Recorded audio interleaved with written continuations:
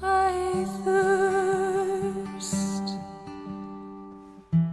I thirst, I thirst for souls, come to me. I thirst, I thirst, who will help bring them to me?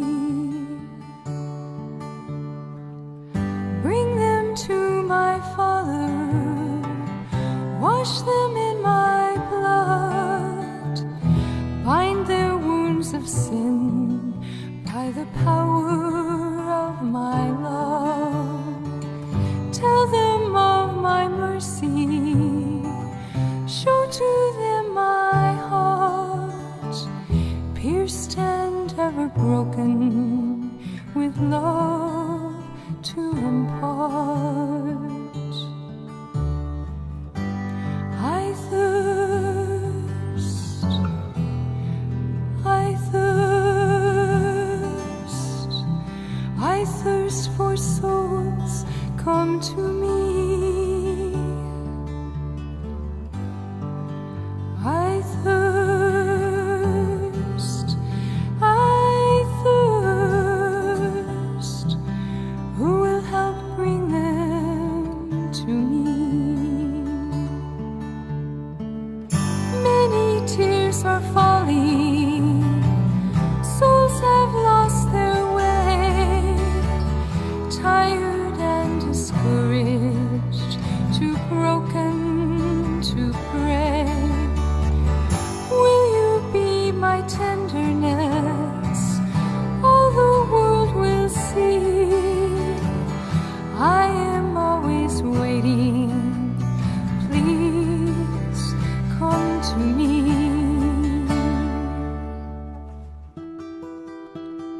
Come to me, all you who labor and are heavy laden, and I will give you rest. Take my yoke upon you and learn from me, for I am gentle and lowly in heart, and you will find rest for your souls.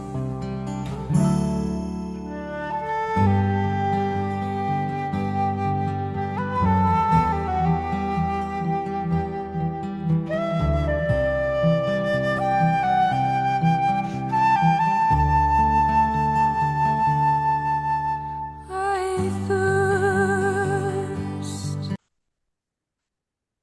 Bacaan Kitab Suci. Inilah Injil menurut Lukas, bab 11, ayat 33 sampai dengan 36.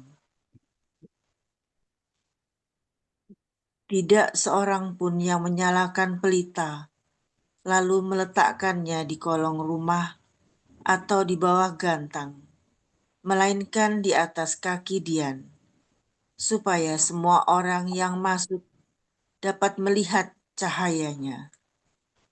Matamu adalah pelita tubuhmu.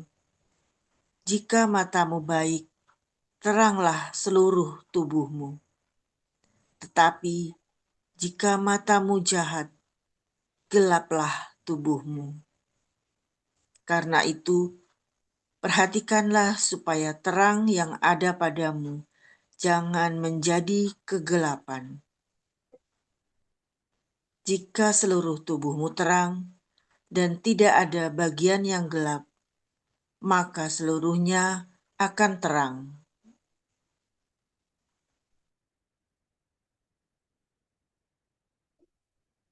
Sama seperti apabila pelita menerangi engkau dengan cahayanya.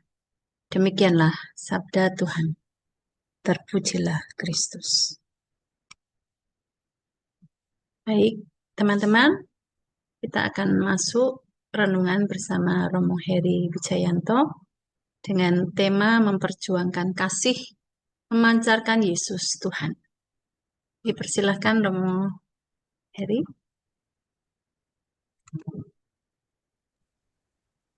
Selamat malam, saudara-saudari, Bapak Ibu semua.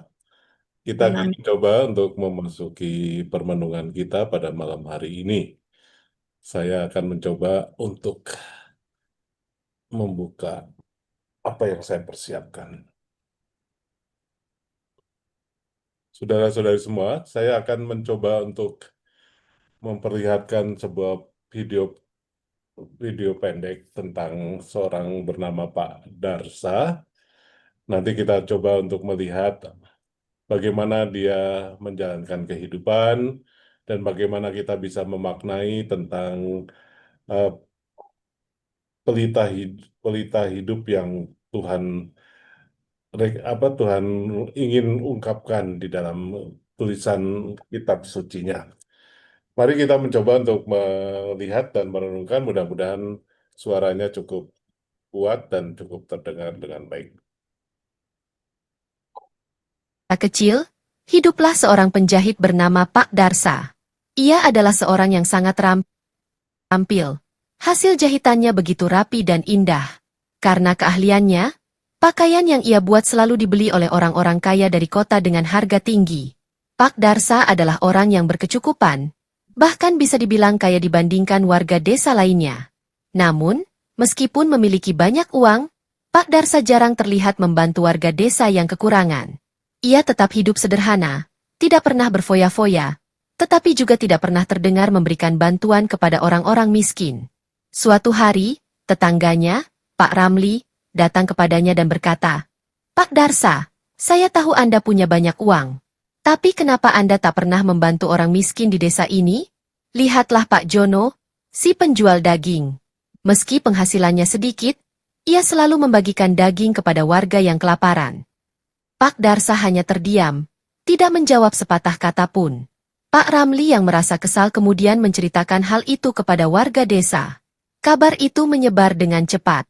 Di pasar, di ladang, bahkan di warung kecil, orang-orang mulai berbisik. Pak Darsa memang pelit.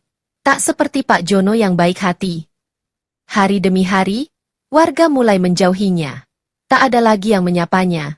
Tak ada lagi yang menyambutnya dengan senyuman ketika ia melewati jalan desa.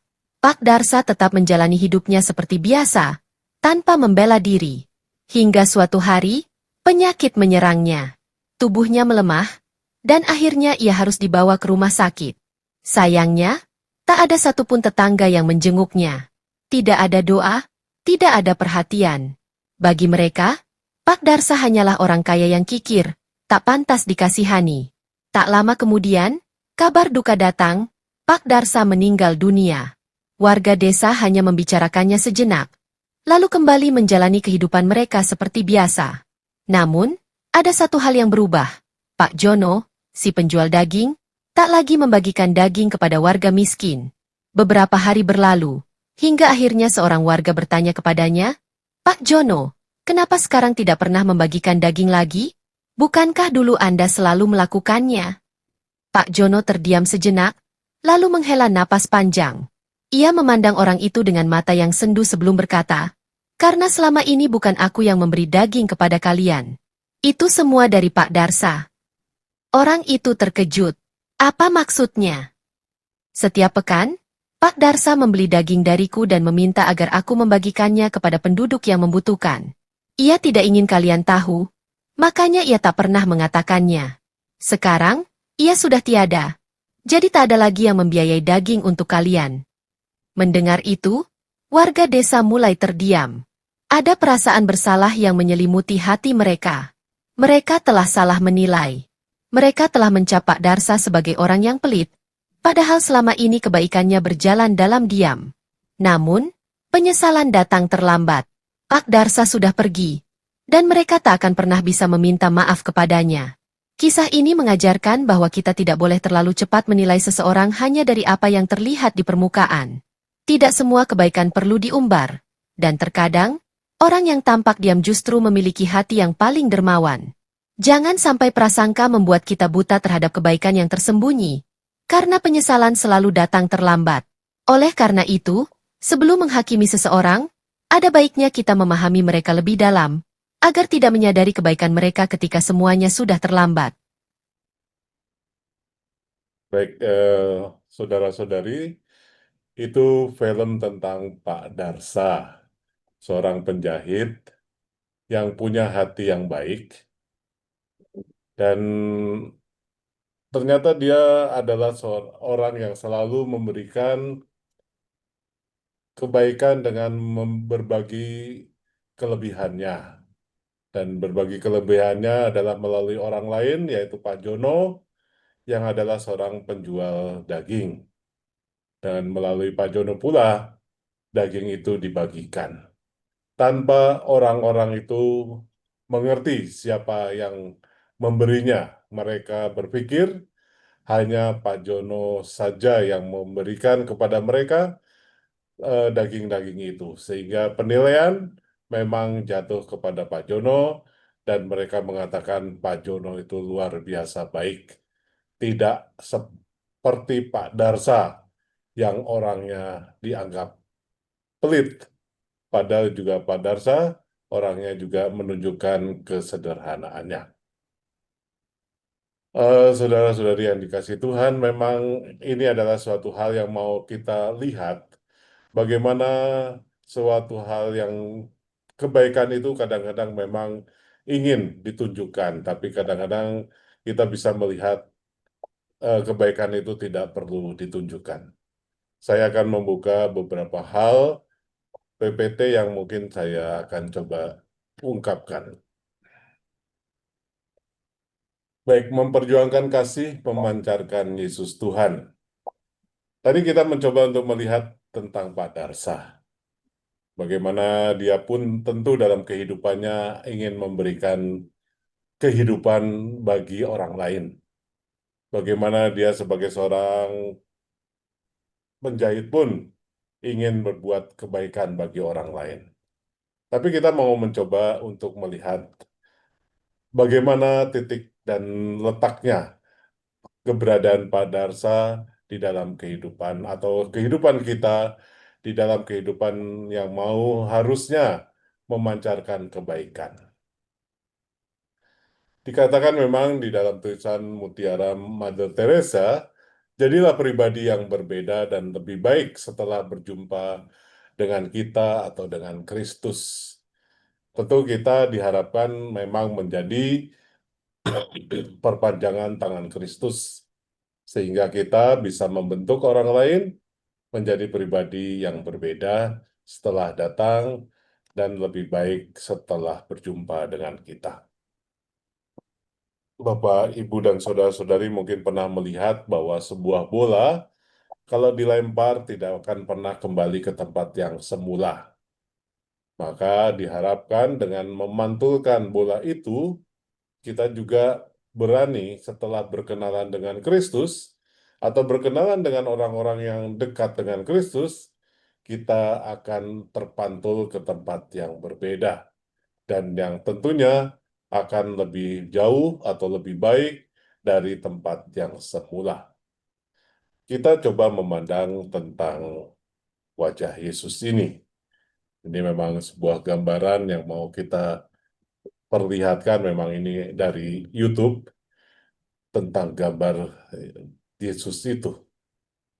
Bagaimanapun orang ingin melihat Tuhan, tetapi memang tidak mudah dapat melihat Tuhan. Baik, tadi saya memperlihatkan gambar Yesus ya. Ya, Banyak orang ingin melihat Yesus, tapi tentu tidak mudah bahwa semua orang bisa melihat Yesus.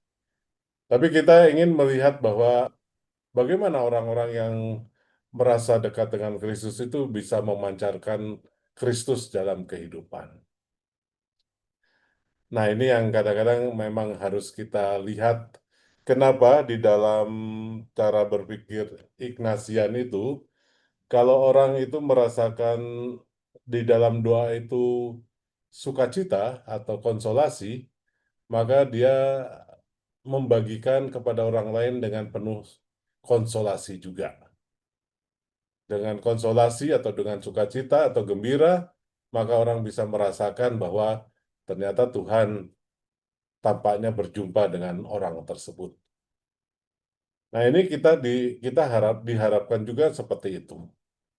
Bagaimana juga misalnya eh, Padre Pio juga misalnya, seorang yang begitu dianggap bertemu dengan Tuhan. Tetapi ketika dia ditanya apakah yang paling dirindukan, saya hanya ingin berada di dalam ruang pengakuan dosa. Saya tidak ingin mendapatkan begitu banyak hal yang berkaitan yang orang bilang mujizat. Saya ingin hanya berada di ruang pengakuan. Nah, kita juga bisa melihat bagaimana Ibu Teresa juga ketika dia meminta untuk menyelamatkan orang-orang anak-anak Palestina yang waktu itu sedang berkecamuk peperangan antara Palestina atau Hamas dengan Israel. Dan dia meminta supaya ada penyelamatan, ada jembatan penyelamatan. Dan kalau tidak dengan rahmat dan kebaikan Tuhan, saya kira juga evakuasi itu juga mungkin tidak berjalan dengan mudah. Karena begitu hormatnya orang-orang yang berada di sekitar Ibu Teresa untuk memberikan ruang bagi keselamatan anak-anak itu.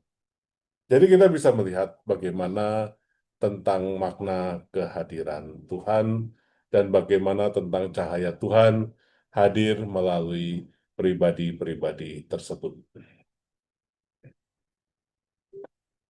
Tadi sudah kita membaca tentang pelita tubuh, dan yang menarik adalah tidak seorang pun yang menyalakan pelita lalu meletakkannya di kolong rumah atau di bawah gantang, melainkan di atas kaki Dian supaya semua orang yang masuk dapat melihat cahayanya. Matamu adalah pelita tubuhmu. Jika matamu baik, teranglah seluruh tubuhmu. Jika matamu jahat, gelaplah tubuhmu. Saya akan sedikit menguraikan tentang mata. Pengertian mata mungkin Bapak Ibu pasti bisa memahami. Jauh daripada apa yang mungkin bisa saya ungkapkan. Bagi saya pelita hidup adalah, mata adalah pelita hidup. Pelita hidup adalah suatu untuk melihat segala sesuatu. Segala apa yang diciptakan Tuhan itu baik adanya. Finding God in all things. Maka saya bisa membayangkan betapa sulitnya orang membayangkan tentang keindahan di dalam kehidupan kalau dia adalah seorang yang buta. Mungkin juga sulit untuk mengungkapkan, menemukan Allah dalam segala hal bagi orang yang buta. Tapi ada seorang penyanyi, seorang namanya Crosby, yang dia sudah membuat lagu, dan menariknya dia sudah membuat banyak lagu rohani. Bahkan dia pun membiarkan lagu-lagunya dinyanyikan di gereja-gereja. Orang-orang bertanya, kenapa lagunya tidak dipatenkan? Dia hanya mengatakan, itu bukan punya saya. Itu punya Tuhan yang mau dibagikan kepada Anda semua.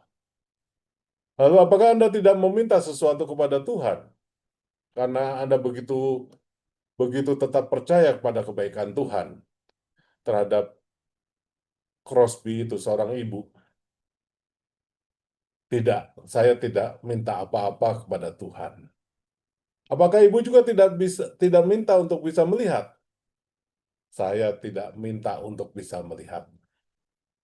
Saya ingin kalau nanti saya mati dan pertama-tama ketika saya ada di suatu tempat setelah kematian itu, yang pertama-tama saya lihat adalah Yesus sendiri.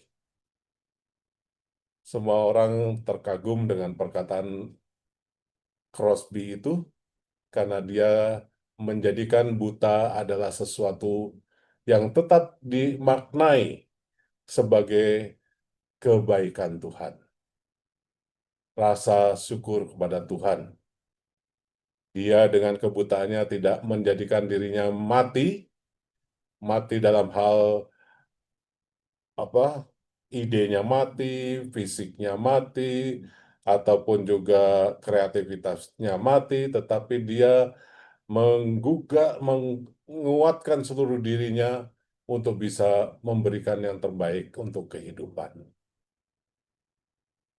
Ternyata dia juga diberikan kesempatan untuk bisa menikah. Dan tetap dia memberikan dan menciptakan banyak lagu bagi gereja-gereja. Dan dia persembahkan lagu-lagu itu untuk kepentingan ibadat-ibadat di dalam gereja. Jadi kita bisa melihat begitu pentingnya mata. Tetapi bagi Crosby, mata batinnya itu adalah yang lebih penting, bukan mata jasmaninya.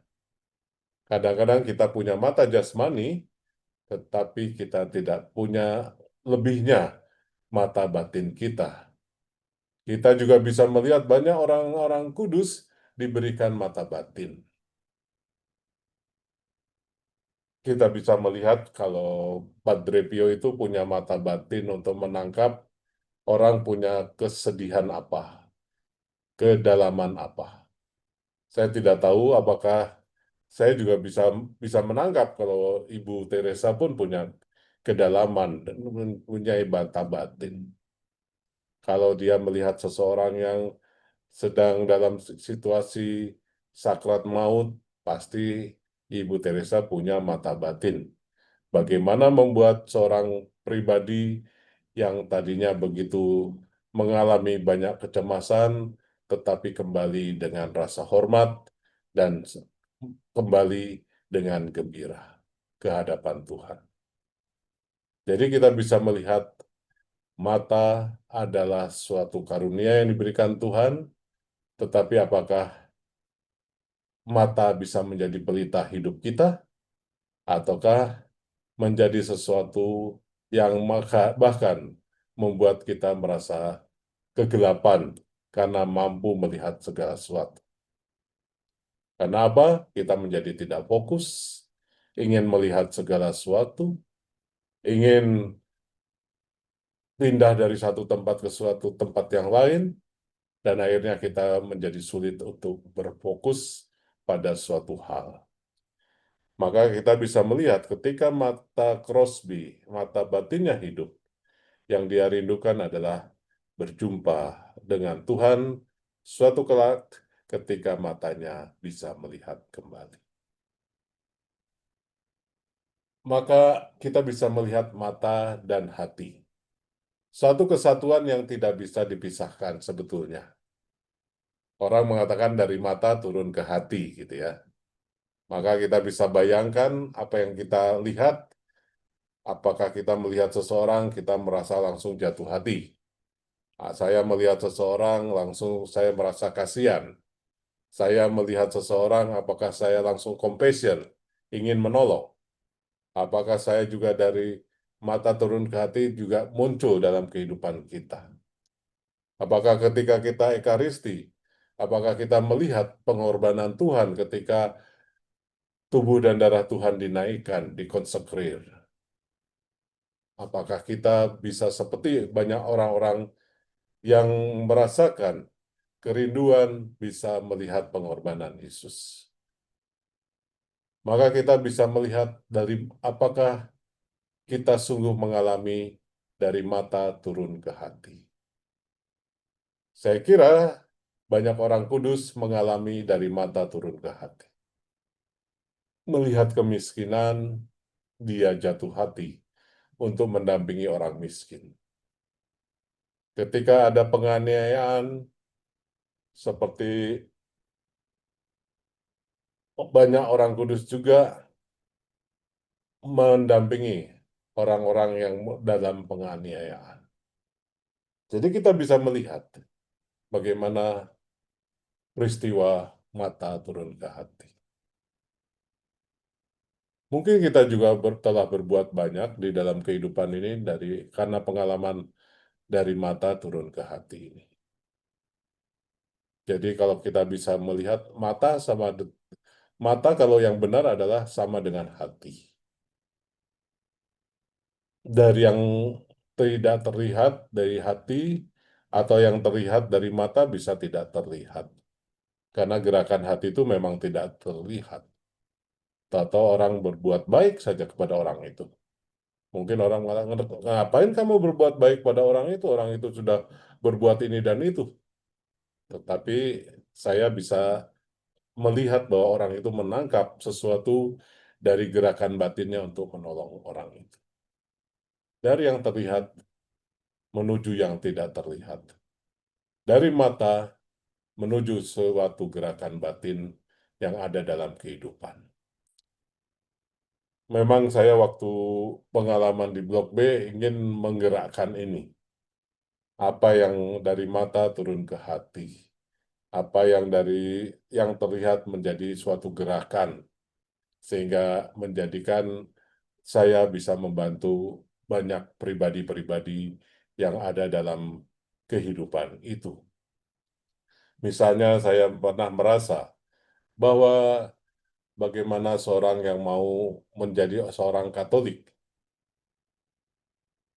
Ketika awalnya mau menjadi seorang Katolik, banyak orang begitu sukacita mendengar bahwa orang itu mau jadi Katolik. Tetapi ketika mau menjadi Katolik, orang itu ternyata kebingungan.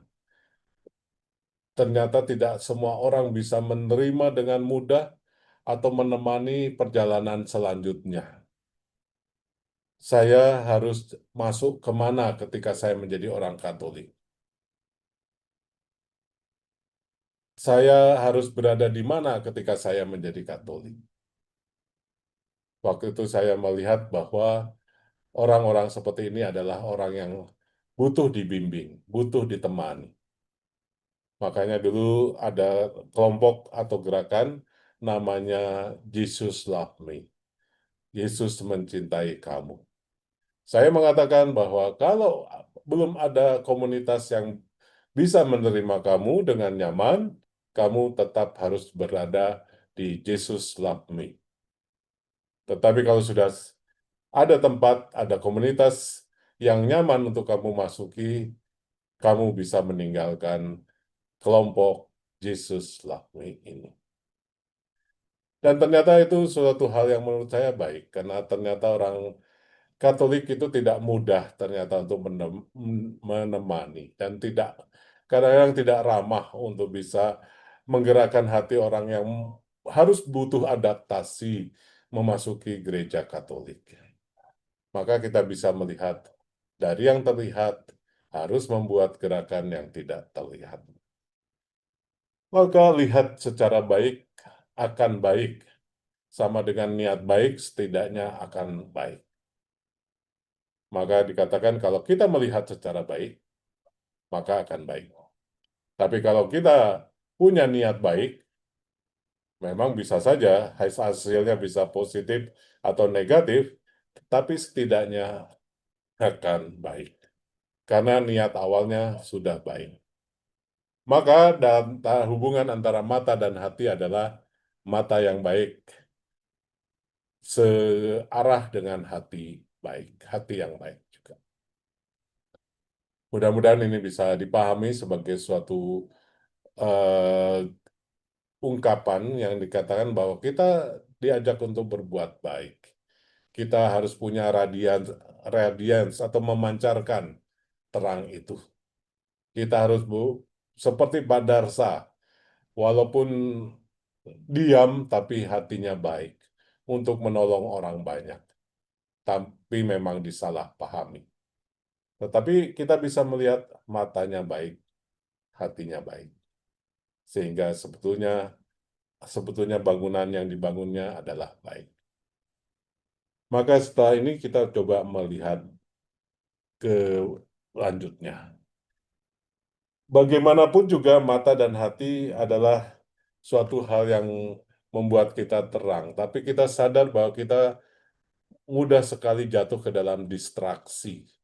Distraksi itu berarti sesuatu yang membuat tidak fokus. Ketika kita matanya gelap, kita marah, maka mata yang tadi dikatakan dalam kitab suci, pelita yang harusnya terang menjadi pelita yang gelap. Distraksi juga ketika kita punya niat busuk atau niat yang jahat. Lalu distraksi juga adalah kita pura-pura melihat. Kadang-kadang kita berhadapan dengan orang, tapi kita pura-pura melihat. Kita tidak mencoba untuk mengenalnya sungguh sedalam-dalamnya orang itu. Distraksi juga atau penghalang kita menjadi pribadi yang tulus adalah sikap cuek. Mungkin pada zaman ini begitu banyak orang cuek. Kalau sudah pegang HP, tidak mau diganggu. Kalau sudah pegang HP, segalanya sepertinya acaranya adalah seperti itu. Dia hanya ingin bersama HP-nya, bukan bersama Tuhannya. Distraksi juga adalah ketika kita bersikap manipulatif dalam kata dan perbuatan. Pura-pura berbuat baik, pura-pura berkata baik, pura-pura melakukan kebaikan. Padahal itu tentu distraksi. Kita tidak akan memancarkan cahaya, tidak akan membawa radiansi atau pancaran yang membawa berkat juga dari satu orang ke orang berikutnya. Maka kalau kita bisa melihat bagaimana para rasul ketika dia tahu bahwa Yesus telah berbuat baik, maka melalui tangan-tangan mereka, Yesus percaya bahwa perbuatan Yesus akan dilanjutkan oleh para rasul. Dan para rasul juga tahu ketika mereka pun menjadi martir, mereka tahu bahwa pewartaan sabda Tuhan itu tidak akan berhenti, akan terus berlanjut. Seperti kita ketahui bagaimana seorang bernama Stefanus, dia mengatakan, ampunilah dosa mereka sebab mereka tidak tahu apa yang mereka lakukan. Yang melihat kematian Stefanus adalah Saulus. Tetapi kemudian Saulus itu bertobat malah menjadi Paulus. Dan ketika menjadi Paulus, dia menjadi pewarta yang heroik pewartaan tentang Yesus. Maka di dalam kehidupan ini kita juga bisa melihat bahwa orang yang sudah mengalami peristiwa yang betul-betul compassion, mengalami cinta yang luar biasa, kasih yang mendalam karena punya pengalaman mata turun ke hati, maka dia biasanya tidak tergoda untuk hal-hal yang menjauhkan dia dari peristiwa mata turun ke hati. Kalau dia sudah mencintai orang miskin, ya pasti mencintai orang miskin. Dimanapun. Mau di kota Norwegia, mau di kota Jakarta, mau di kota apapun, ketemu orang miskin adalah pribadi yang dicintainya. Maka Ibu Teresa sudah menunjukkan cintanya dimanapun dia berada adalah orang miskin dan orang sakit. Maka mudah-mudahan kita yang masih mengikuti teladan-teladan itu tidak distraksi, tidak dialihkan oleh karena kehidupan kita, kesibukan kita, HP kita, dan sebagainya. Kalau tidak hati-hati juga kita bisa melihat bahwa orang datang Ekaristi pun penuh dengan distraksi, pengalihan. Awalnya mungkin hanya melihat jam dari HP, tapi kemudian melihat apa-apanya yang ada di HP. Akhirnya makna Ekaristi satu hari itu akan mengalami kegagalan untuk memaknai persembahan hari itu untuk Tuhan. Baik, ada beberapa hal lain, mungkin ini yang terakhir. Ini tentang refleksi yang mungkin baik untuk kita renungkan. Baik dari film yang tadi, tentang Pak Darsa dan Pak Joni, serta Pak Ramli yang memberi penilaian, dan juga tentang mata dan hati yang mau memancarkan tentang pelita yang bisa kita pancarkan dalam kehidupan. Kiranya baik untuk direnungkan bahwa kita ini harusnya berbagi kekuatan, baik secara pikiran atau perbuatan, adalah sebetulnya kemewahan yang memang menjadi kemewahan di zaman ini. Kemarin saya ketemu dengan seorang teman yang datang dari Medan dan mengatakan, Romo, untuk anak muda sekarang itu hal yang paling mewah adalah ketika mereka bisa diajak untuk live in, bisa diajak untuk sharing, bisa diajak untuk melakukan kegiatan bersama. Itu adalah sebuah kemewahan untuk zaman ini. Tetapi juga mungkin bagi kita semua, berbagi kekuatan baik secara pikiran dan hati dan perbuatan adalah kemewahan juga.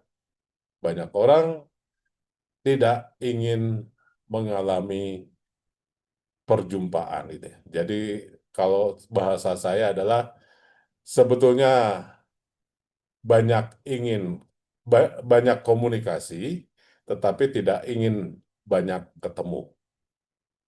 Lalu yang kedua, Bunda Teresa dikenal pribadi yang baik. Matanya melihat apa yang dilihat Allah. Jadi bisa dibayangkan kalau melihat matanya Allah, ya berarti matanya juga sangat tulus, sangat terbuka kepada yang terang, dan hatinya berusaha memuliakan Allah dengan tindakan sederhana tapi penting. Ibu Teresa bisa kita bayangkan pasti melakukan, mungkin dia akan mengatakan dia melakukan tindakan sederhana. Mungkin orang lain mengatakan, ngapain sih berkarya untuk orang miskin dan orang sakit melulu? Apakah ada dampaknya bagi karya Ibu Teresa? Apakah Ibu Teresa tarekatnya juga semakin kaya atau enggak? Ternyata Ibu Teresa tidak memikirkan hal itu. Lebih baik saya bekerja atau berkarya dengan hati daripada dengan kemewahan harta. Yang ketiga, Bunda Teresa bisa dibayangkan seperti kisah orang Samaria yang baik hati. Mau menolong walau tidak dikenal. Tidak dikenal bisa juga bersifat bahwa itu adalah musuh. Saya pernah Romo Prier, Karl Prier yang pernah di hampir dibacok oleh seorang yang datang ke kapel itu. Ditanya, kok Romo Prier itu ketika orang itu datang membawa golok, kok Romo Prier hanya ketawa-ketawa saja dan tidak lari untuk mengelak? Romo Prier itu orang Jerman itu mengatakan, saya kira dengan tertawa dan tersenyum orang itu akan akan luluh dan tidak akan melakukan tindakan yang menggunakan golok itu ke kepalanya. Kita semua tersenyum ketika mendengar apa yang diungkapkan dengan ketulusan dan mungkin kepolosan dari Romo Prier itu.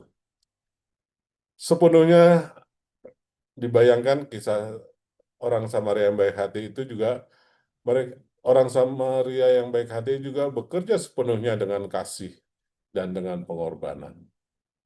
Dia mau pergi ke suatu tempat, tapi dia harus menolong orang Israel, padahal dia musuhnya, dan dia tahu bahwa dengan berjuang menolong orang yang bukan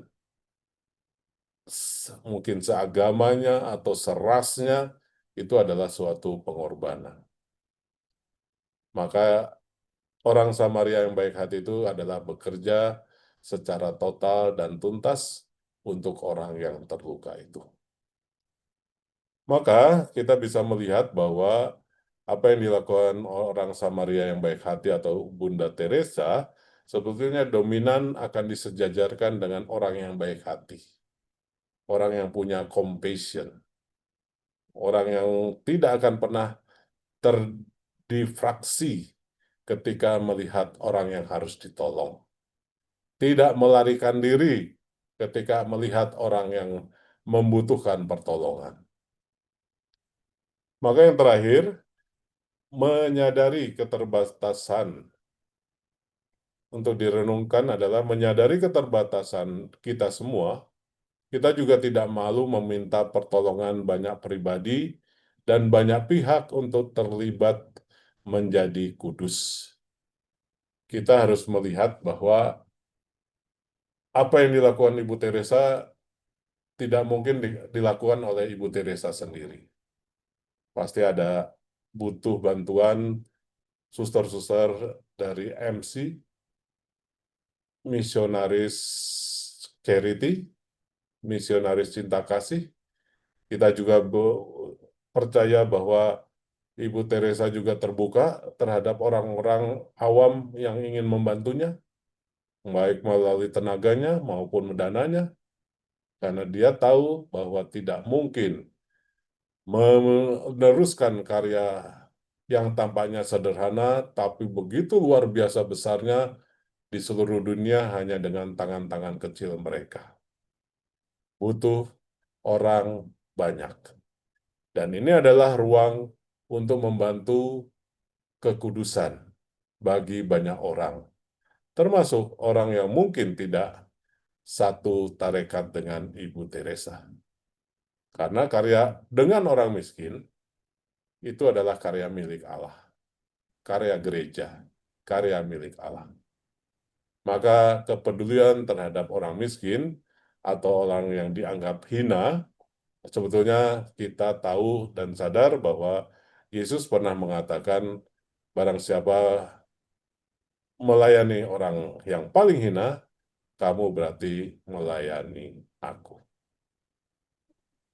Baik Bapak Ibu dan saudara-saudari yang terkasih, saya kira ini yang menjadi hal yang mau saya ungkapkan di dalam permenungan kita tentang pelita tubuh, bahwa kita diajak untuk menjadi terang.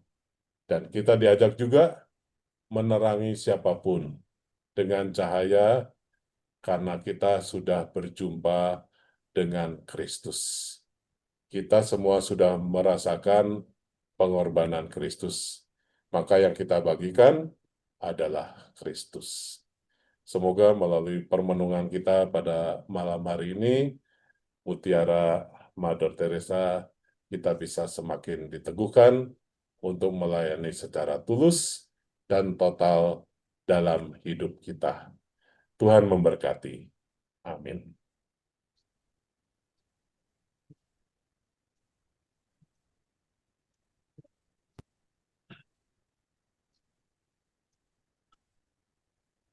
Ya, baik. Terima kasih Romo Heri atas pencerahannya untuk renungan pada malam hari ini ya. Sekarang kita akan masuk ke dalam sharing dengan tema memperjuangkan kasih, memancarkan Yesus Tuhan. Sharing ataupun juga boleh Q&A ya. Yang mau bertanya juga dipersilahkan. Bisa dibuka mic-nya, di unmute. Dan silahkan siapa yang mau tanya, mau raise hand boleh, atau langsung buka suara boleh ya, silahkan.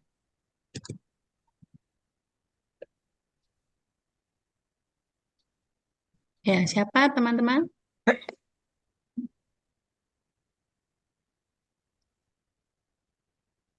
Omar apa? Omar dulu yang mau tanya. Malam Romo Heri, Malam. tadi yang Romo utarakan hal Padre Pio ataupun orang yang buta tetapi tidak menginginkan apa yang lebih menurut kita orang awam. Itu menurut Romo apakah orang itu sudah sampai ya Romo? Sampai dalam artian yang saya pikirkan itu dia sudah tidak memerlukan apapun. Jadi dia hanya tertuju kepada Tuhan. Seperti tadi dari mata turun ke hati itu tadi ya Romo. Jadi dia sudah menyatu dengan sempurna kepada Tuhan. Bagaimana Romo? Apakah seperti itu ya? Ya, sebetulnya kalau di dalam bahasa spiritual, tujuan hidup manusia kan sebetulnya memuliakan Allah. Dan memuliakan Allah itu pasti menggunakan sarana. Sarana, misalnya saya apakah menggunakan kendaraan mobil, atau sepeda, atau motor, misalnya pergi ke gereja yang jaraknya mungkin hanya 20 meter. Tentu kalau melihat cara berpikir, pasti kita akan mengatakan bahwa mungkin sepeda saja karena hanya 20 meter kok. Nah, itu adalah cara berpikir bahwa dengan sederhana kita memilih sarana untuk memuliakan Tuhan. Tetapi sebetulnya orang itu bisa melakukan pilihan yang lebih baik lagi, yaitu dengan berjalan kaki untuk menuju ke gereja itu. Karena bagi dia, sarana itu sudah tidak menjadi hal yang penting. Bagi dia adalah tujuannya yang paling penting, yaitu memuliakan Tuhan.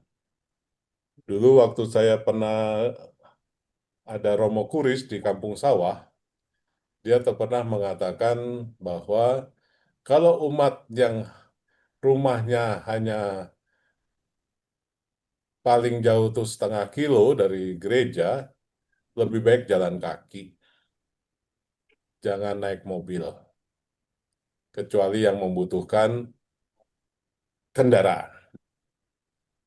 Tetapi ternyata tidak mudah untuk mengatakan hal itu.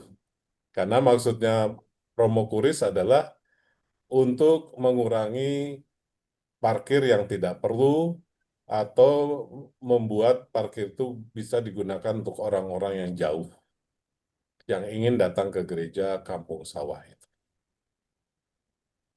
Tapi memang pastoral itu diupayakan terus-menerus, tapi memang tidak berhasil. Dalam arti umat mengamini apa yang dikatakan pastornya. Bagi mereka, pastor nggak usah ngomong kayak gitulah. Pastor ngomong hal-hal yang lain saja. Tetapi menurut saya adalah ketika ibu mengatakan, kenapa orang tidak memikirkan lagi sarana, pengen bisa melihat kan juga pengen punya sarana bisa melihat. Tapi bagi dia, sarana itu sudah tidak dipentingkan lagi. Padre Pio pun sebetulnya ingin dia tidak pernah lagi 5 luka Yesus itu. Tetapi ternyata 5 luka itu tidak bisa dihilangkan begitu saja dari tubuhnya. Ini menjadikan sebuah tujuan bahwa dengan luka itu, Padre Pio sudah ikut memuliakan Tuhan.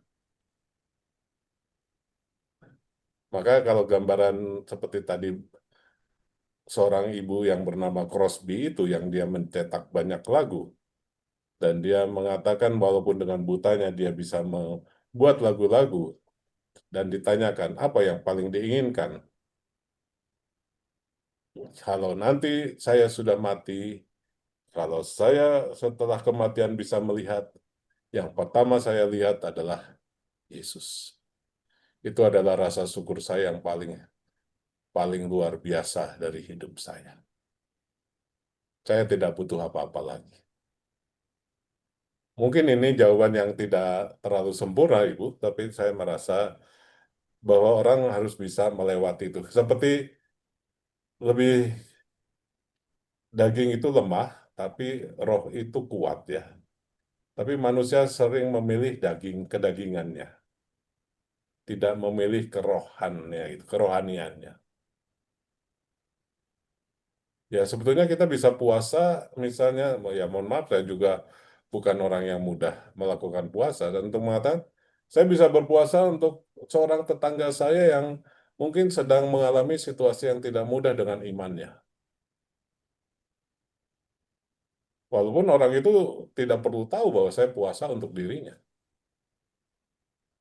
Nah, orang Katolik biasanya sudah sangat lemah dalam bidang mengorbankan diri. Sehingga ya mau dia selamat atau tidak ya kita mungkin tidak terlalu peduli. Atau kita tidak punya tindakan lebih untuk membantu dia keluar dari krisis hidupnya. Itu sih yang bisa saya katakan, Bu. Terima Margo. kasih Romo. Makasih. Ya, terima kasih Bu Margo. Terima kasih juga Romo yang sudah menjelaskan. Siapa lagi? Bu Koni, ada yang mau di-sharingkan atau ditanyakan? Terima kasih, Rosa. Selamat malam, Romo. Selamat malam. Jadi tadi ya, Romo, kalau yang mata baik, hatinya baik. Ya, Kalau matanya gelap, itu semuanya menjadi jelek. ya. Ya.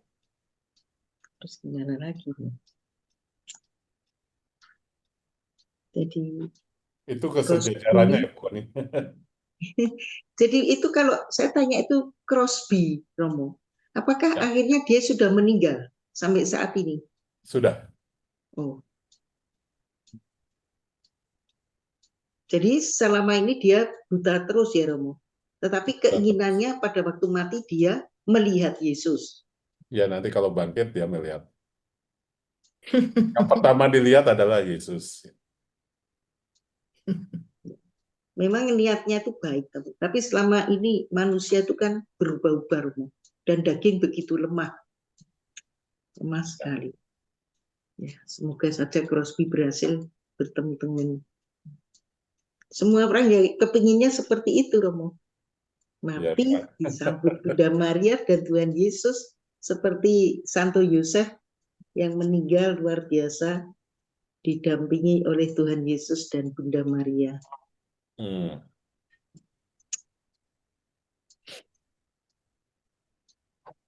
Ya saya nggak tahu lagi. Orang Samaria yang baik hati. Semua yang disampaikan Romo bagus tuh. Tapi jalaninya yang sulitnya, Romo. Manusia begitu lemah. Jadi luar biasa itu yang diceritakan tadi mengenai Pak Darsa yang begitu baik, luar biasa. Dia dicemoohkan, diapakan, sampai diasingkan, tapi dia tetap diam. Dia tidak membela diri. Loh, saya ngasih daging itu aku. Nggak ada kata-kata itu. Itu kan luar biasa. Padahal dia kan selalu. Dan Pak itu ya luar biasa. Dia dipuja-puja orang, dia senang. Dia tidak mau menyatakan dengan jujur bahwa yang ngasih daging itu Pak Darsa. Bukan saya. Tapi dia anggap saya terus. Ya, itu kebanyakan manusia. Senang dipuji-puja. Padahal dia tidak melakukan apapun. Cuma membagi-bagi uang dari Pak Darsa semua. Ya itu yang luar biasa, Pak Darsa kok tidak membela diri. Dikucilkan orang seperti itu. Ya itulah Romo. Terima kasih ulasannya Romo. Sama-sama Bu Koni. Ya, terima kasih Bu Terima Koni. kasih. Ya, baik, siapa lagi? Romo kalau bilang tentang mata bercahaya itu ingat Luce ya. Luce kan artinya juga sinar ya. Ya. Ya, dari maskotnya tahun jubileum 2025. Itu kan matanya bersinar. Ya. Ada bentuk kerangnya itu ya. Dan ada cahayanya itu. Itu yang mengesan dari Luce kan itu ya juga teman-temannya. Itu juga mungkin ya ini Romo menceritakan tadi saya jadi teringat Luce itu saya kira juga mengandung arti ya, harapan gitu ya. Jadi bersiarah pengharapan, itulah maskot itu bisa memberikan kita bahwa kita harus seperti ya Luce dan kawan-kawannya itu mestinya ya. Begitu. Saya hanya teringat tadi. Siapa teman-teman? Siapa yang mau Tapi memang Paus Share. Fransiskus cukup lihai dalam melihat hal itu. Karena kalau punya pengharapan berarti dia percaya ada sinar ke depan gitu. Sinar yang membawa orang untuk berjalan ke depan. Berpengharapan. Iya, ya, bagus sekali.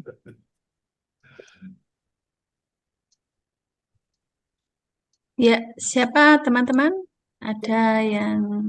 Sebentar, Ros. Oh, Apakah yang silakan. di-sharingkan si Rosa ini yang inget itu semua dari Paus Fransiskus atau dari siapa ya, Romo? Paus Fransiskus. Paus Fransiskus biasa. Luar biasa ya. Sampai doa tahun jubileum itu ya, setiap katanya itu indahnya luar biasa ya. Bisa sepertinya itu merangkum dunia saat ini tuh seperti itu gitu. Sehingga kalau kita itu mempunyai harapan dan membagikan harapan yang seperti itu, memang Paus Fransiskus itu sudah tahu ya, kalau sudah tidak akan panjang. Jadi mewariskan dari simbol sampai doanya itu, kalau terus dari buku-buku tulisannya berapa kali itu mengenai bumi, mengenai apa itu ya, sungguh luar biasa. Laudato Si itu hebat. Cinta Tuhan kepada manusia itu bisa tersampaikan gitu ya. Aduh, terima kasih Romo. Saya cuman itu saja yang melengkapi ininya Rosa tadi. Makasih. Jawab. Terima kasih, Bu Marco. Siapa lagi, Bu Sinta ini? Kayaknya sudah siap. Ya, Silakan. saya lanjutkan dari Pak Oh, Argo tadi. Sorry, oh Rosa. ya ya, silakan. Boleh. Jadi mengenai Paus Fransiskus, ya luar biasa itu waktu Laudato Si. Penciptaan semua itu adalah semua harus dicintai, binatang, semuanya yang hidup yang diciptakan oleh Allah. Itu saya pernah ikut wawancara atau seminar itu Romo mengenai vegan. Apakah ya itu luar biasa, dan orang-orang Buddha atau orang-orang vegan itu menceritakan betapa luar biasanya Paus Fransiskus yang Katolik itu.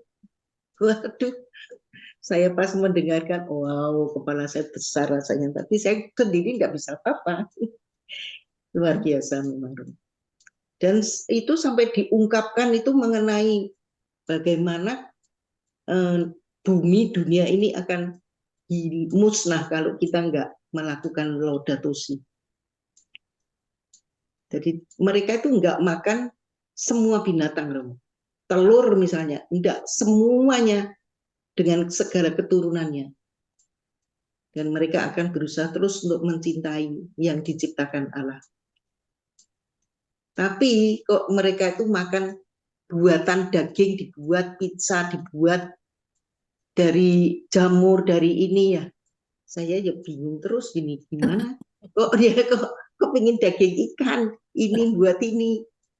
Tapi bukan dari ikan, tapi dari jamur-jamur. Terima kasih Romo, terima kasih Rosa. Ya, terima kasih Bu Waktunya. Koni. Baik, siapa Bu Sinta ini? Silakan Bu Sinta. Kalau saya lagi membayangkan mau distraksi itu begitu banyaknya mau. Jadi mau mata yang baik itu susah itu terlalu banyak distraksinya mau. Dan ya diberi jalan harusnya mau bagaimana cara kita berlatih untuk maju selangkah, bagaimana mau selangkah demi selangkah. Maju selangkah kena gangguan lagi, mundur lagi 2 langkah, maju lagi selangkah, mundur 2 langkah, nggak maju-maju itu. Perasaan saya kok nggak maju-maju gitu, hati kok nggak peka-peka gitu. Mungkin Romo punya resep. Pertanyaan saya, punya resep nggak mau? Ya kalau ya mohon maaf Bu Sinta. Kalau dari cara Ignatian sih ada, tapi juga mungkin butuh ketekunan ya Bu ya, yang namanya eksamen gitu ya. Eksamen konsensie. Mungkin kayak pemeriksaan batin, tapi eksamen konsensie itu adalah bentuk yang semata-mata bahwa Tuhan itu sebetulnya mendidik saya setiap hari sehingga saya sampai saat ini pun masih selamat.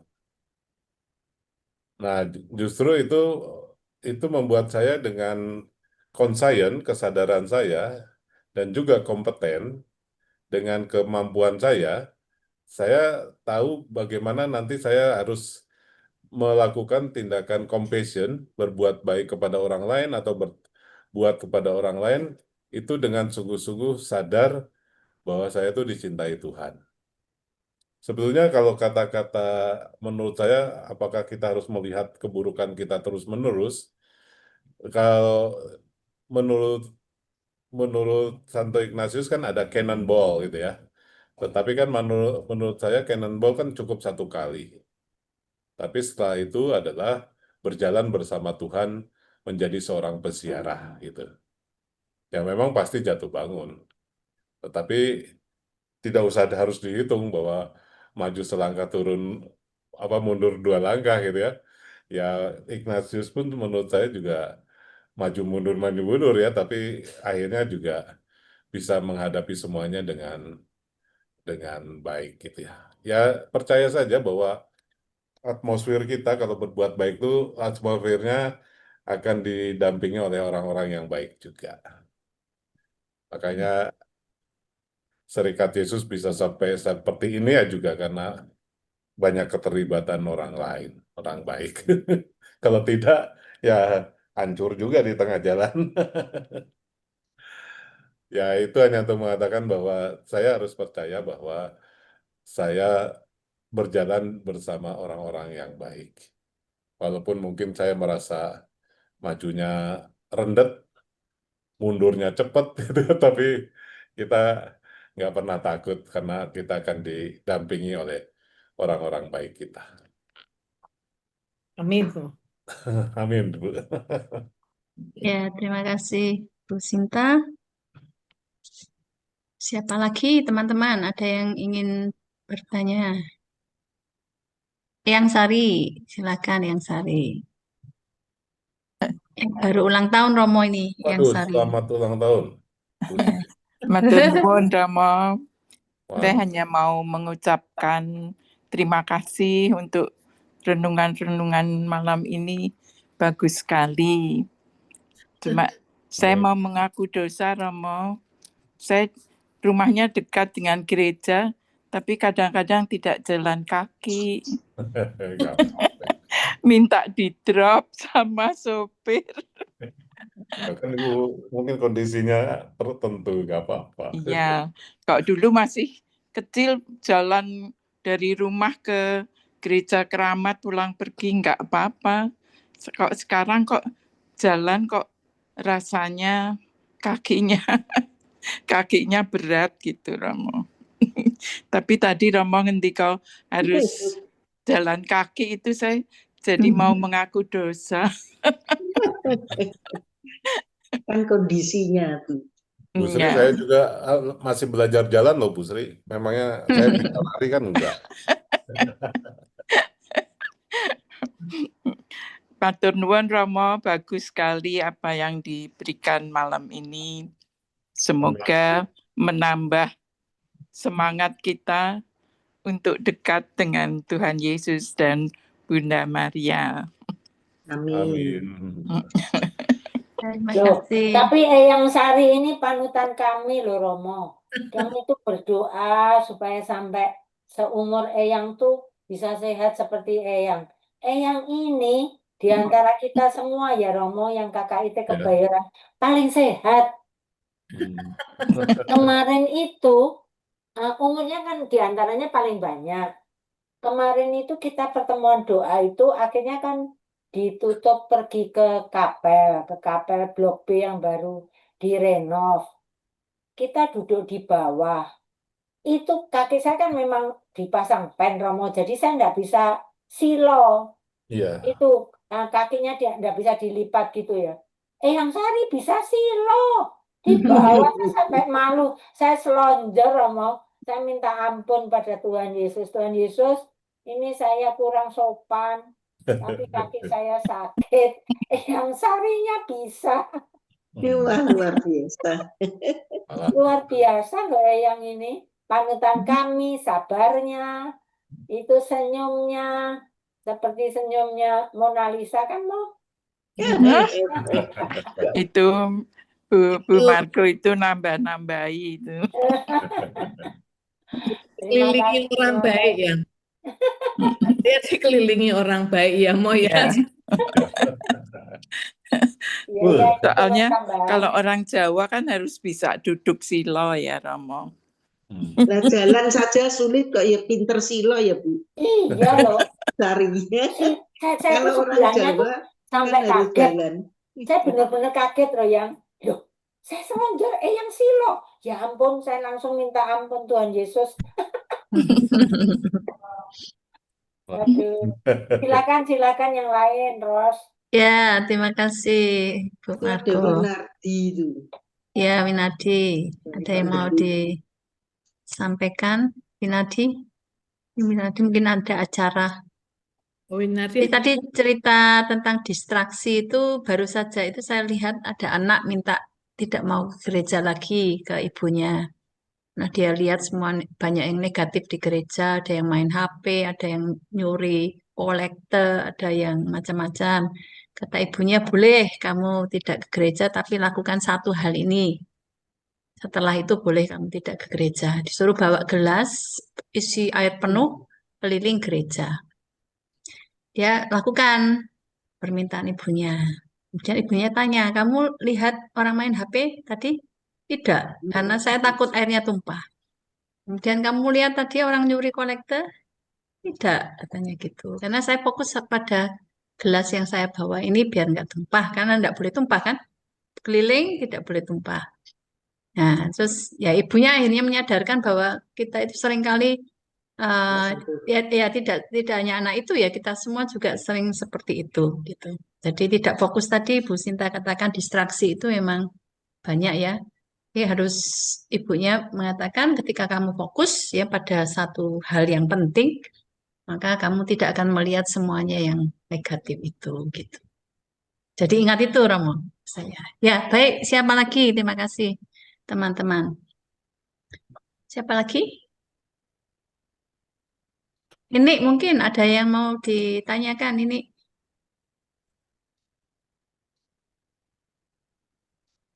Ini siapa? Yovita. Ada Maria Uto ini dari Jogja. Ada Ratna. Ada Ratna tadi ya. Oh iya, ada Ratna, ada Pak Frans. Pak Tommy. Silakan siapa? Oma Frida ini biasanya bisa apa? Memberikan pencerahan juga buat kita. Silakan Oma Frida. Ada yang mau disampaikan? Ya, terima Ya, kasih silakan Bu Oma Frida. Rosa. Ya, Malam baik. Silakan. Romo Heri.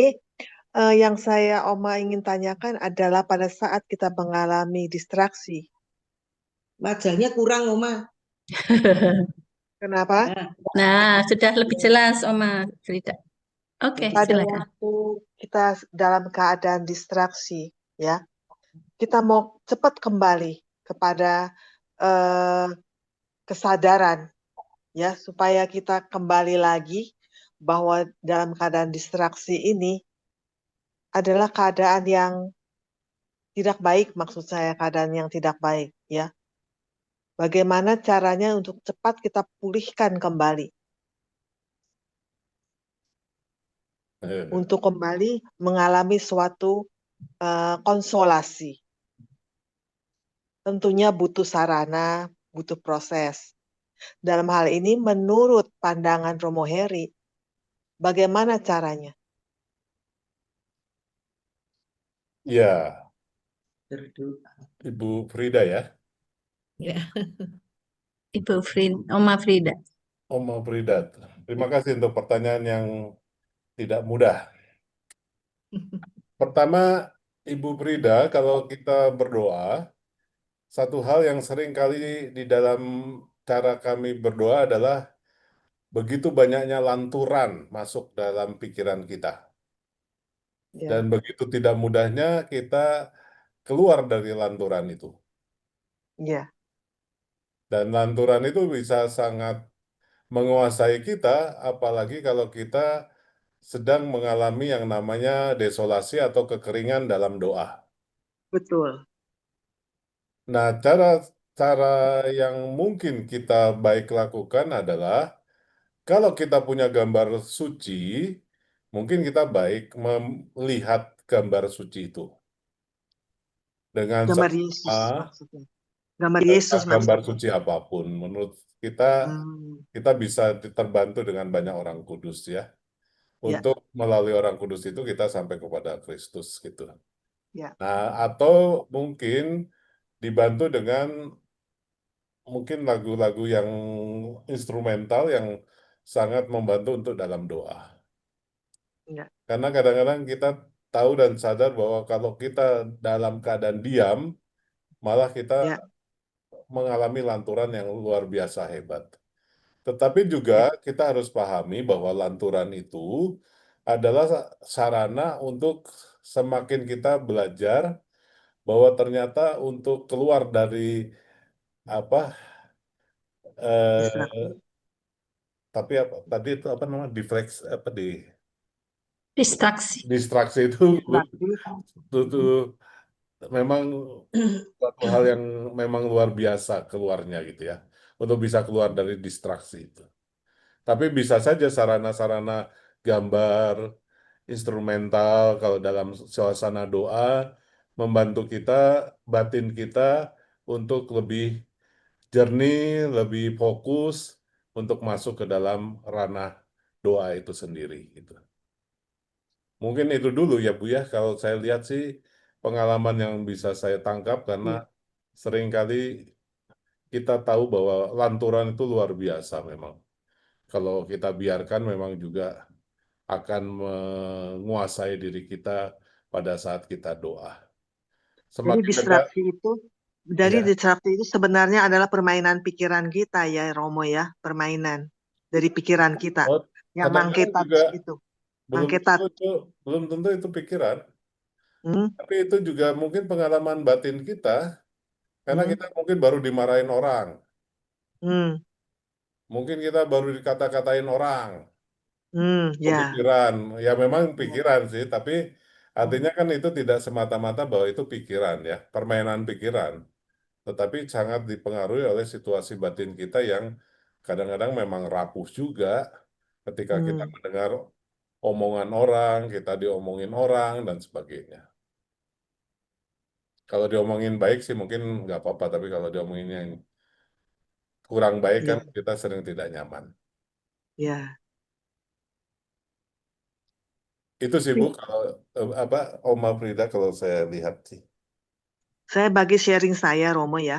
Ya, Dulu pada waktu saya ikut pelayanan itu saya kebagian tugasnya itu di Jalan Bandengan di Jakarta tuh Jalan Bandengan iya, itu di sampingnya ada kantor PLN kan. iya, Di sampingnya itu ada gang kecil. Itu masuk ke dalam hanya jalanan itu hanya bisa dilewati oleh hanya satu mobil. Kalau ada papasan salah satu harus mundur dulu, Hmm. ngalah ya supaya dia bisa lewat. Nah, di situ tuh tempatnya di bawah jembatan layang yang mau ke Pluit itu kumuhnya luar biasa. Iya, Dan di situ ada sekolah ya yang dibuat khusus untuk anak-anak sebelum dia tuh masuk ke TK. Jadi dia dididik dulu di situ anak-anak yang kumuh sekali dah. Udah luar biasa. Nah, udah baunya bukan main. eh Aduh, nggak ini banget dah. Nah, saya ikut pelayanannya kan ke situ. Jadi kalau sebelum saya kerja ke kantor, jadi saya ke situ dulu nengokin mereka, ngunjungin mereka. Aduh, mereka tuh sangat haus ya akan dikasih sayang ya. Minta digendong, minta dipangku. Nah, terus suatu hari saya tuh ngajakin kawan saya. Saya bilang, yuk kita ngelihat ke situ bagaimana keadaan mereka. Luar biasa kumuhnya. kotor sekali deh. Nah, setelah dia ngelihat ke situ, dia bersama ajak beberapa kawan, dia bilang, Oma, kita sumbang ya, itu mejanya udah pada butut katanya, kayu-kayu kayak gitu, kesian katanya. Ada yang mejanya udah kakinya setengah miring patah-patah, anaknya kan kesian katanya. Udah. Nah, terus berikutnya dia ngajakin saya lagi. Oma, ayo kita ke sana, saya mau bawa donasi katanya untuk ganti itu meja. Silahkan yuk kita pergi bareng, saya anterin. Ketemu nih itu bapak yang ngurus di situ. Tolong diganti ya mejanya ya, supaya anaknya belajar lebih baik. Bapaknya sanggupin, dikasih sekian juta. Lalu berapa bulan kemudian, dia yang minta tuh ibu itu kawan saya, yuk kita lihat lagi ke sana katanya, apakah mejanya udah jadi, udah kan udah sekian bulan lama. Ternyata Romo, waktu kita tiba, itu mejanya tetap lama, cuma dia cuma cat doang. Lalu kelompok ibu itu bilang ke saya kecewa lu katanya, saya nggak mau katanya ikut pelayanan ke sini lagi, karena yang ngurusnya tuh nggak bener katanya. Terus saya bilang dia, ibu kita nggak boleh punya pikiran pandangan seperti itu. Apa yang telah itu Bapak lakukan, itu urusan dia sama Tuhan. Tetapi kita sudah melakukan yang terbaik, ya, kita nggak usah mengadilin. Biarin aja itu terus dibilang terserah ibu aja anggapan ibu bagaimana. Kalau saya pendapat saya tuh seperti begitu.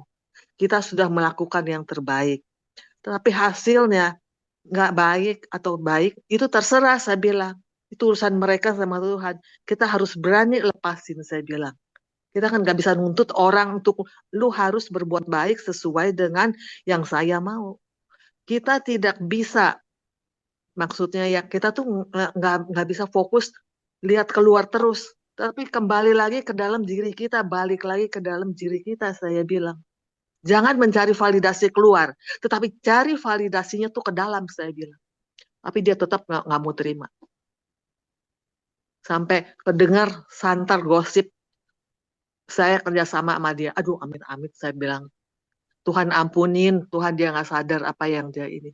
Karena kenapa? Saya melihat dia orang kaya, seakan-akan menjadi punya duit, masih ada tembok egois ya. Jadi dia mau apa yang dia mau, orang harus turut. Tetapi kan kita tidak bisa seperti itu kan. Ya itu kira-kira sharing dari saya, pengalaman yang bisa saya bagikan pada malam hari ini untuk teman-teman di KKIT. Terima kasih, selamat malam, Selamat Romo. malam, terima kasih Ibu. Terima kasih Oma Frida. Terima kasih banyak atas sharingnya. Ya, siapa lagi? Masih ada? Saya Winardi. Oke, silakan Winardi. ya Romo, saya tertarik ya dengan cerita Romo di awal ya. Jadi makin ke belakang itu saya menangkapnya begini Romo. Yang memang kita butuhkan itu adalah pengorbanan memang. Sama seperti yang penjahit tadi ya Romo. Pak siapa nama Romo? Pak Darsa. Darsa ya. Nah, Pak Darsa. Pak Darsa itu meskipun sudah dijudge ya, dihakimi, dia kikir, tapi kan dia diem gitu. Itu sama dengan pengorbanan yang dia lakukan gitu. Dia tidak ingin orang lain tuh apa ya melihat apa yang ini ya, yang dilakukan gitu. Nah, mungkin itu adalah kunci ya Romo, kalau menurut saya bahwa ya kita itu butuh pengorbanan memang. Meskipun seringkali apa yang kita lakukan itu ya mungkin seperti tadi ya, dihujat, kemudian apa namanya, diomong oh ini mengkristenkan atau mengkatolikan begitu. Itu adalah salah satu bentuk yang mungkin sama ya dengan Pak Darsa. Kita pasti nanti akan seperti itu gitu. Tetapi yang penting memang yang kurang, yang saya juga kurang itu adalah pengorbanan tadi ya memang.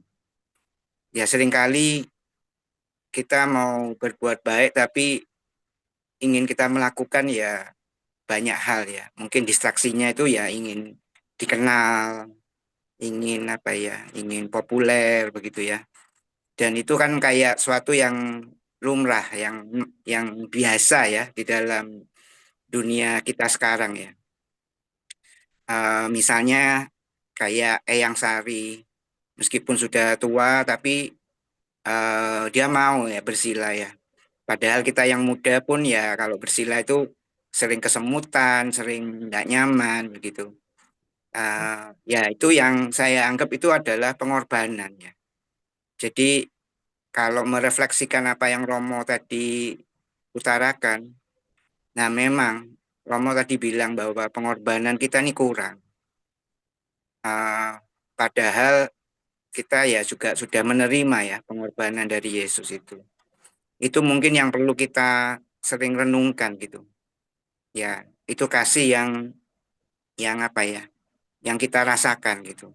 Jadi ya saya bersyukur hari ini juga bisa mengikuti apa yang Romo berikan ya.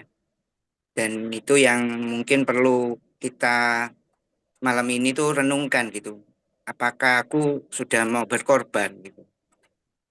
Apakah aku siap ya untuk dikritik, siap untuk dicemooh sama orang-orang? Tadi Bu Frida juga bercerita ya. Saya juga pernah ngomong sama Romo Gani. Romo, ada orang yang minta ya sumbangan-sumbangan. Tapi seringkali kita apatis gitu, paling nggak nyampe begitu. Tapi Romo Gani bilang, biarkan sudah. Urusannya kita tuh kita sama Tuhan. Urusannya sumbangan itu nggak nyampe, itu urusannya dia gitu. Yang penting kita sudah mau memberi ikhlas gitu. Jangan berpikir bahwa ini nyampe atau tidak gitu. Jadi itu yang saya anggap itu sebagai pengorbanan ya. Ya sudahlah. Jadi biarkan orang itu berbicara apa gitu.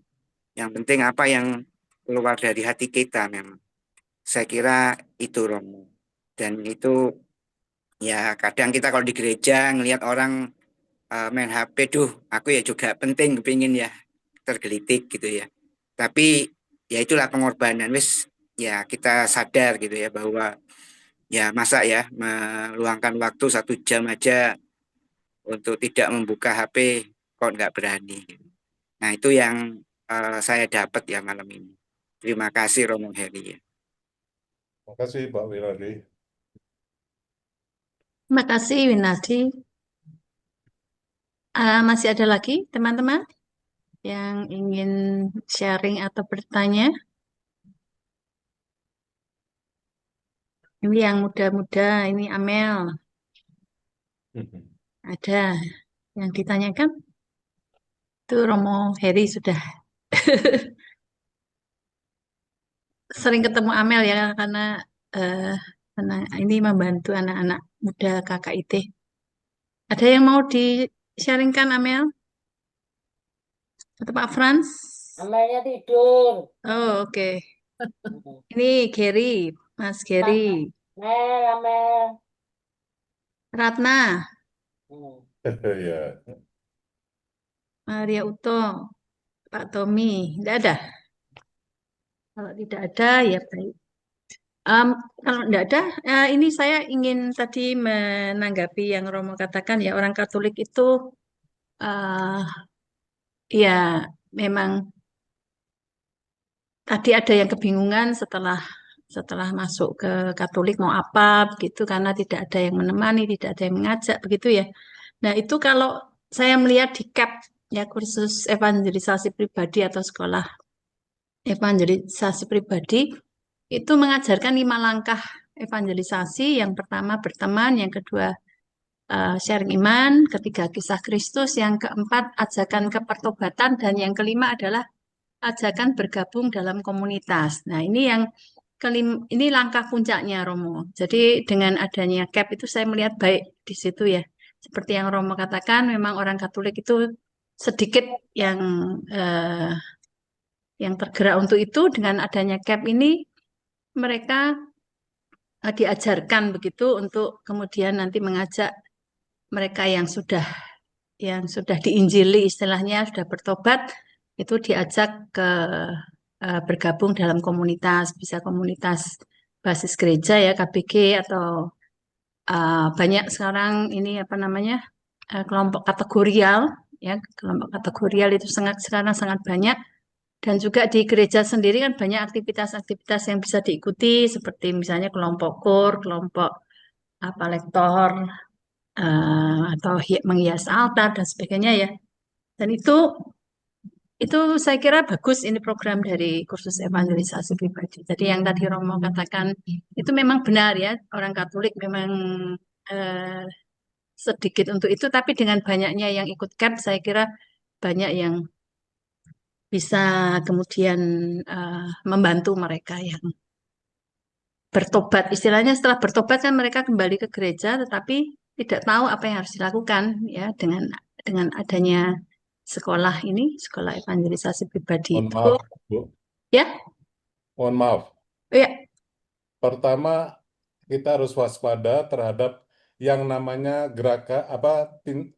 aktivitas yang baik. aktivitas yang baik. Karena seringkali tidak memunculkan hati yang baik. Hanya menjadi suatu kesibukan, kegiatan demi kegiatan. Tapi keramahan, sikap untuk memeluk orang yang butuh dipeluk, itu seringkali tidak mendapatkan tempat. Saya sadar karena saya pernah 10 tahun di paroki. Jadi saya merasa bahwa itu kenapa gerakan batin itu memang harus dilakukan. Kalau yang namanya kegiatan sih semua bisa digerakkan. Tapi yang namanya bahwa ini adalah kebutuhan bahwa orang Katolik butuh punya hati untuk menemani, ini yang seringkali kurang. Ya, ya, Saya betul. takutnya hanya sibuk aktivitas, tapi Ya, nggak punya hati. ya, baik, ya betul Romo. Memang Ya, kalau CAP itu baik, seharusnya sudah terjadi banyak pertobatan di seluruh Betul, betul. paroki. Ya, memang yang perlu direnungkan itu adalah kita sebagai KKIT ya atau sahabat ITM itu Rosa, itu ya, adalah bahwa kita itu melakukan karena kita sangat dicintai ya oleh Yesus gitu. Itu yang mungkin apa benar ya Romo. Jadi bukan kita melakukan ya intinya bahwa aksi kasih dengan aksi sosial itu yang sedikit apa ya tipis gitu loh. Tapi kalau aksi kasih itu karena kita tuh merasa dicintai, batinnya yang Romo tadi katakan eh, karena aku dicintai, aku melakukan. Dan kalau Romo Gani seringkali kan mengkritik kami di Surabaya, jangan cuma ngasih makanan loh. Kalau ngasih makanan itu kita belum tercapai. Yang diperlukan adalah mengajak mereka menjadi kerabat, itu yang sulit memang. Tetapi itu yang harusnya dilakukan gitu. Mungkin ada baiknya kalau misalnya kita ya sebagai kerabat ya, sebagai pengikut dari Mother Teresa, kita ingin memartabatkan ya kalau Romo Gani itu begitu. Kita ya kayak Romo tadi bilang memeluk bahwa ya Rosa tahu lah, saya pernah di apa ya difitnah mungkin ya ngomongnya ya. Tapi saya tidak mau membela diri gitu. Ya karena yang tahu saya gitu, yang tahu teman-teman juga kan gitu.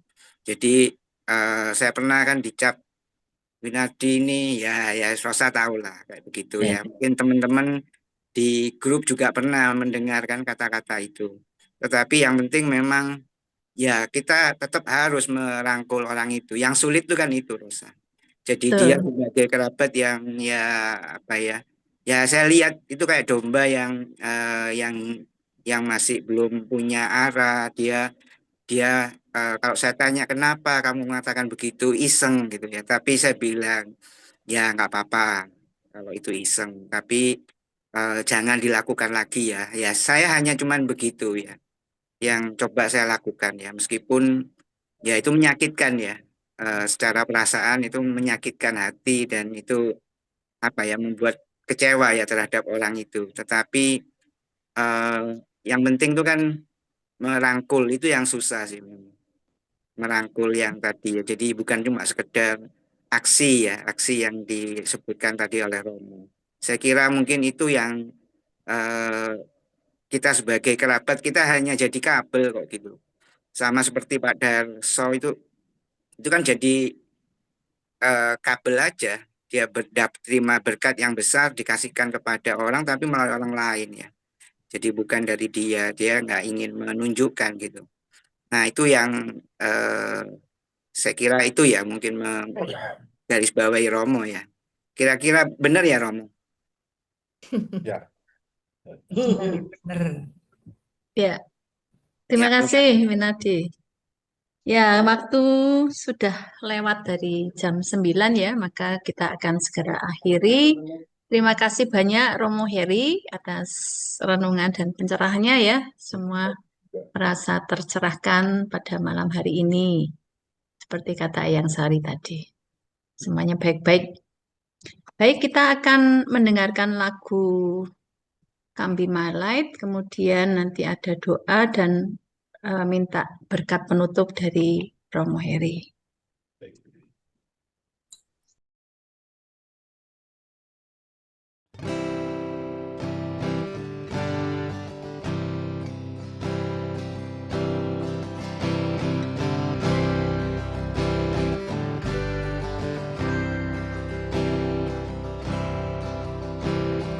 Come follow me. Leave all and gather the few.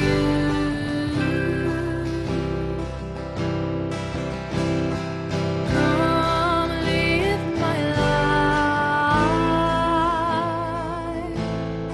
Will you refuse?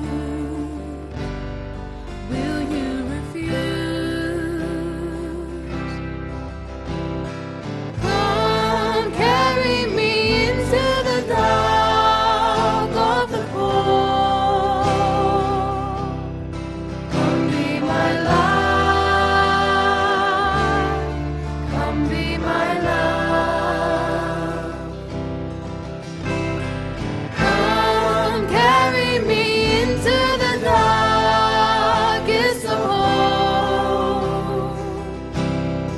Come be my light. Come be my light. Lord, I am unworthy. This I feel is beyond